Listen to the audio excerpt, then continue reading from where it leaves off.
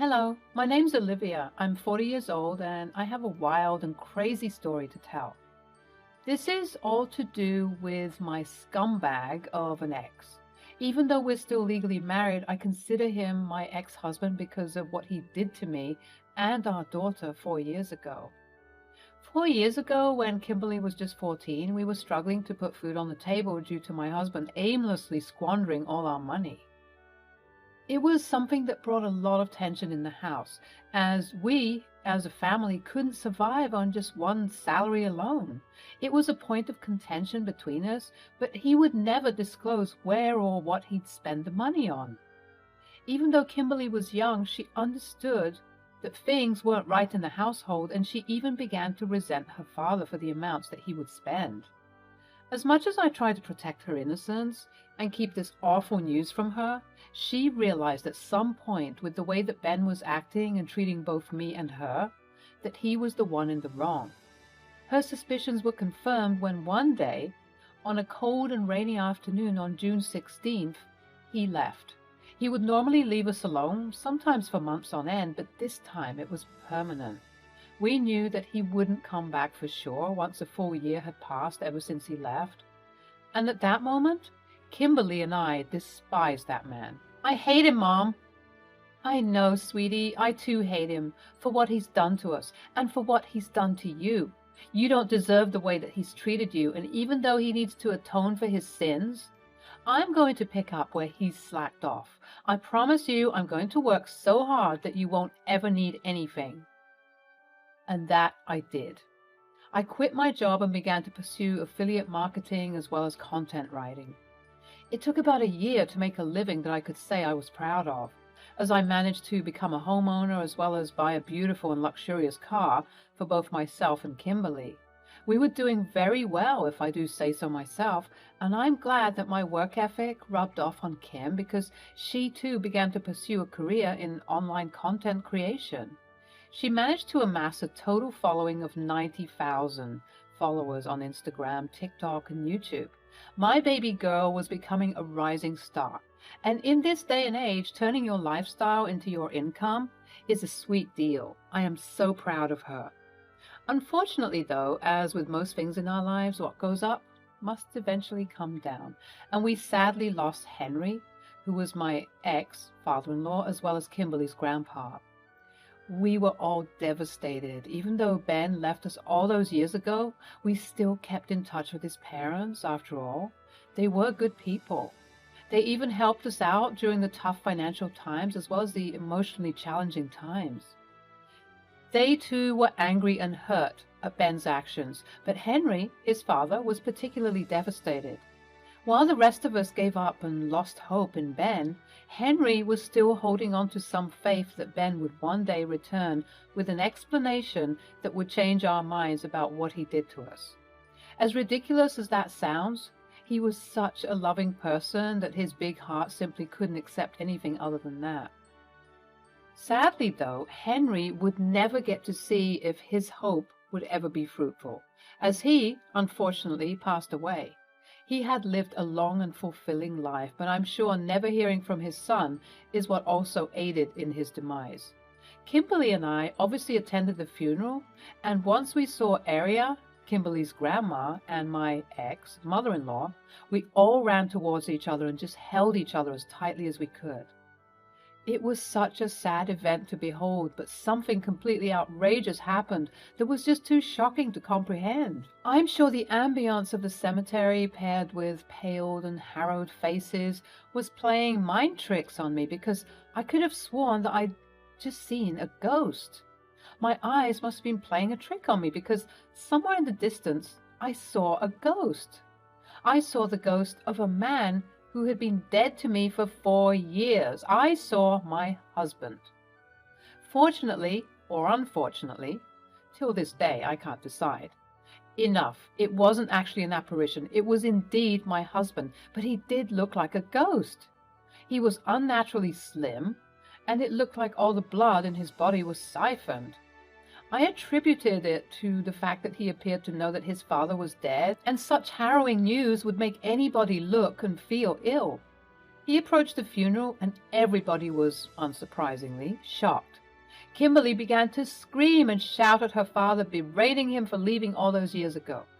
Aria, his mother, began to sob even harder, wondering where everything went wrong. But I, on the other hand, was frozen still. I couldn't move. I was just so overwhelmed with a flood of emotions. Look, it's clear that your presence isn't wanted here. You don't get to just randomly show up anyhow. I think it's best that you leave, the same way that you left so easily 4 years ago. I hate you, and I don't want to see you here. Oh my goodness, Ben. How could you have left all those years ago? Your father died of a broken heart, you know. Let him stay. Everyone looked shocked, including Ben. Honestly, I even surprised myself after being stunned for what felt like years. I realized at that moment that this was not the time nor the place to have such a dramatic display of pent-up emotions. Even though I hated his guts and wasn't expecting to see his face here, he did lose his father, and he had the right to see him one last time. I expressed this sentiment to the parties involved, and everyone agreed, for the time being at least, to remain civil and cordial, out of respect for dear Henry, who was no longer with us. The funeral went on, and we all reconvened at my home. Ben also came and said, "Nice place you got here." "Cut the crap, Ben. You don't just waltz in here like nothing happened. If you want to stay here any longer, you have to tell us everything, absolutely everything, because I will not have you taint this beautiful home with your negative energy. Olivia has worked way too hard for this home. You owe us an explanation, and you can start with why you look like a zombie. Actually, scratch that. You can start by stating your business. What exactly do you want? Because we all know that you're not here because of Grandpa's funeral."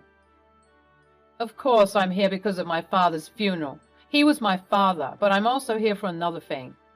I'm here to collect my inheritance." I had to physically hold Kim back before she attempted to launch another vicious attack.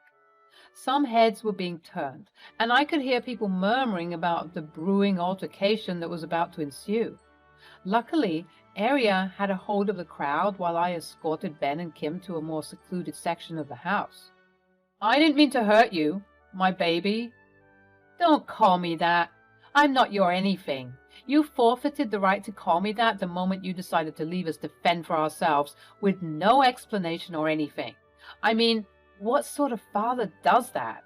I try to forgive you, but I simply can't." "Look, Kim, Olivia, I'm sorry about everything. I really am, but I desperately need the money. I'm in some hot water right now, and You think we care about you and your problems? By the looks of it, you seem to have gotten yourself in the wrong crowd. Are you doing drugs?" Ben hesitated, and at that moment it made sense as to why he was so pale and sickly looking. "Ben?" At that moment, Aria joined us.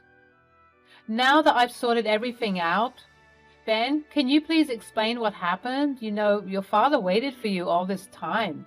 He was the one who held on to the hope that you would return one day, with a good enough explanation that would solve all of our doubts. So please tell me that you come bearing some good news. Tell me something to believe in you again."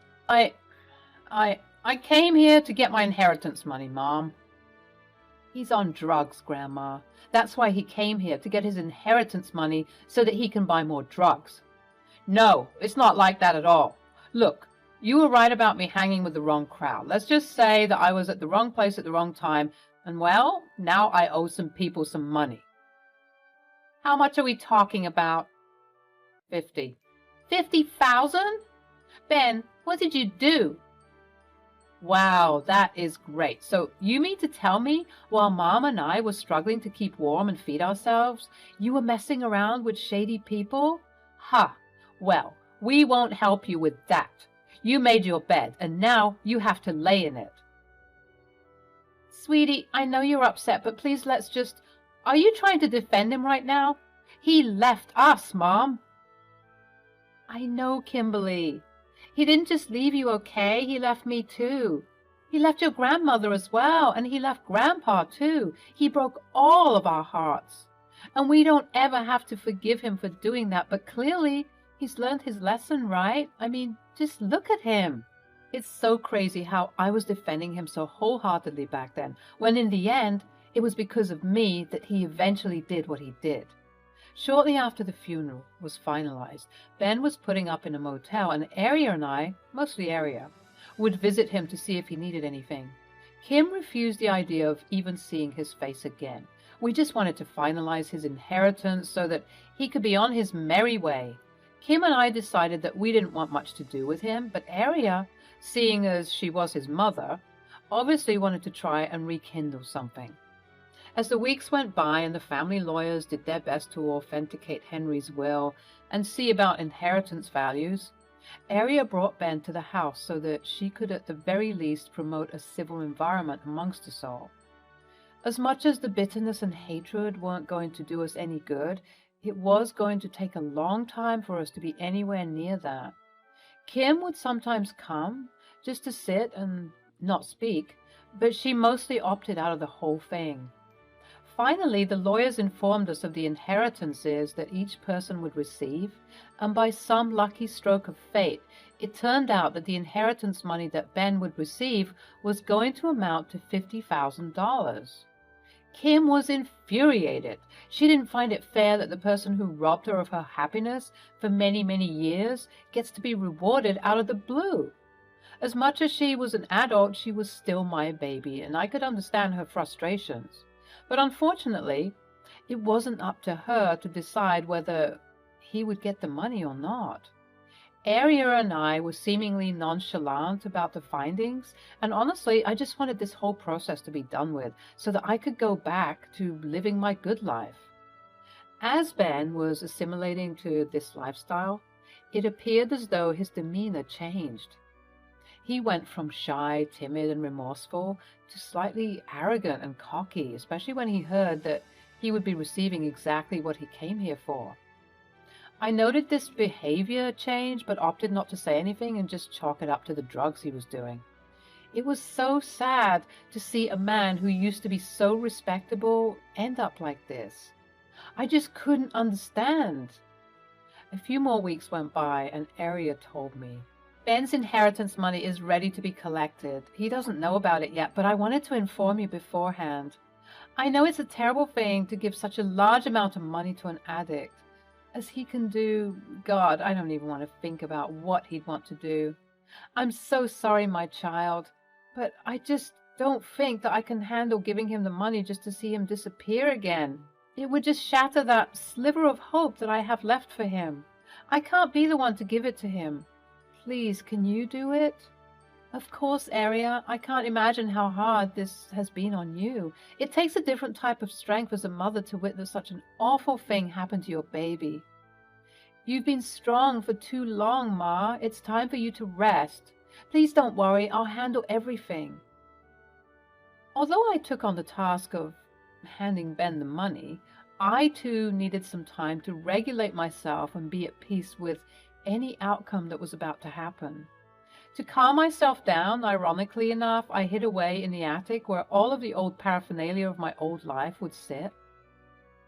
I kept a lot of the things from the old house. As I managed to make peace with my situation, I discovered that these old things that used to be filled with pain also remind me of just how far I'd come. It seemed like the perfect spot for me to just sit and reflect upon the old and dusty plastic tea set that we managed to bargain for at a cheap yard sale when we couldn't afford proper dishes and cutlery. I reminisced on the half-dead heater that had a mind of its own and decided when it wanted to work. Oftentimes it would choose not to, and Kim and I would have to huddle together for warmth, but it was never enough. I looked at Ben's old chest full of what I presumed to be old work documents. I never dared to open it, though, as I was scared of just how much money was being taken from the household to fund his other seemingly more important lifestyle. For whatever reason, though, on this day, the day I was supposed to give him the money, I decided that I couldn't be afraid anymore. I had to see what was inside. I broke open the now worn-out chest to find papers and papers of bank statements and checkbooks, all detailing the amount of money that Ben had wasted away. With the bank statements detailing where the money was going, I noted that the account recipient was named Maria. I didn't know of a Maria, but as I began to dig deeper, I found out who exactly this Maria was, and it made my heart drop. Deep within the chest was a letter, a handwritten letter. It read, "Dear Ben, when are we going to stop sneaking around like this? I'm getting bored and tired of your inability to kick your wife and kid to the curb like you said you would. You seem to enjoy spending months with me, taking all of my drugs, and going back to your family, even though you clearly hate them. If you don't tell them the truth, I will get Manuel involved. You already owe him tons of money from all the drugs you do with him for free. And this is how you want to treat me? I'm giving you 24 hours to get this done. Otherwise, you'll be in big trouble. Maybe I'll tell your wife all about me and our affair, as well as all the expensive bags and shoes you buy me. Or maybe I'll tell Manuel to get his goons to sort you out. Maybe I'll do both. Who knows? All of this can be avoided if you just do what we agreed upon. Remember, 24 hours or your entire life is going to come crashing down. Tick, tick, babe. Ciao, Maria." Reading this letter almost made my heart explode in my chest. I even had to sit down. So Ben was having an affair before he left, and he had spent the money on his mistress. The thought made me want to vomit. This man had prioritized his party animal lifestyle while his wife and kid were at home starving. Completely unforgivable and completely disgusting. This is what you were waiting for. The explanation for all of his horrendous behavior simply boils down to selfish self-indulgence. The rage and bitterness that I had for so long began to boil within me at this point. I was moving on autopilot. I got up, gathered everything from the chest, and stormed to the dingy motel that Ben was living in. I burst through the door to find Ben with some drugs on the bed. "You are completely unbelievable. You're doing drugs just as I was about to give you the money?" "What? You have the money? That's great. Give it to me." "You are pathetic and you make me sick." "Yeah, well, I don't care. Give me the money, Olivia." "What is this?" I flung the papers to him, holding on to the letter I had the pleasure of discovering just moments ago. Whilst he was sifting through the bank statements he conveniently hid from me, I began to read the letter out loud. He froze. If he didn't look sickly and pale before, he looked emaciated now. He looked like a scared little puppy by the time I was finished reading. "You got this letter on June 15th, right? The day before you just up and left." "I could explain." No, Ben, you can't explain. The time for explaining is over. You're 4 years too late. I was sick, Olivia. I still am sick, as you can see." "Stop with the excuses, Ben. You think I wasn't tired? You think I didn't want relief anywhere I could find it? We all make choices, Ben. You're a grown man, damn it. You left us because you were having an affair." "It wasn't like that." "Then what was it like?" I never loved you. I never wanted that life. I never wanted to be with you. I just got with you and had the kid so that Mom and Dad could get off my back. I never wanted responsibility, and frankly, I don't care enough to rekindle or mend anything between us. Not you, not Kimberly, and not even my mother. I know it sounds awful to say, but it's the truth. Take it or leave it. Now give me my money." "I can't say I'm surprised, actually. You've always been the evil villain to me. And that's all you ever were. Even now, as I look at you, you look like some demon from a comic book. You're disgusting." "Olivia, I really don't care what you think about me. Just give me my money." "You might not care what I think. You might not even care about what your mother and daughter think as well. But it appears as though a certain Maria and Manuel have a hold on you, even if it's just a little bit." He froze once more. "Bingo. I take it that you managed to escape them, right? Now you're running with a new crew, and because you're a pathetic mess, you managed to mess up those relations also." He briefly nodded. "Here's what's going to happen. You're going to leave this place immediately without the money. You won't get a single dime of this inheritance money. Consider this money reparations for Kimberly and I. You owe us that much at least." "What? Are you crazy? Tom's going to kill me if I come back without his money." "That's not my problem. You should have thought about that before engaging with this stuff." "And what if I refuse?" "Well then, I believe that someone with a very large following on Instagram, TikTok, and YouTube might just accidentally leak some very private information about you. You know, the type of information that can reach anybody, including people named Manuel and Maria. Additionally, somebody else with a very successful blog and website can write an article, further exposing you to absolutely anybody with an internet connection." All right, I hear you loud and clear. Yeah, I'm giving you 24 hours to get all of your things and get out of here. Get out of this city. Hell, get out of this state. Your presence isn't welcome here. You don't need to say goodbye to anybody. I'm going to tell Aria and Kimberly everything, as if their hearts haven't been broken enough. What a shame indeed. I don't even know what to say. How about ciao, good luck. Let's hope your drug buddies don't rough you up too badly. Although, now that I think about it, I don't care what they do to you. You've already been dead to me for 4 years now. He left town the next, and thankfully none of us has seen him since. I am just very content in the fact that all 3 of us have some closure on where Ben had gone and why.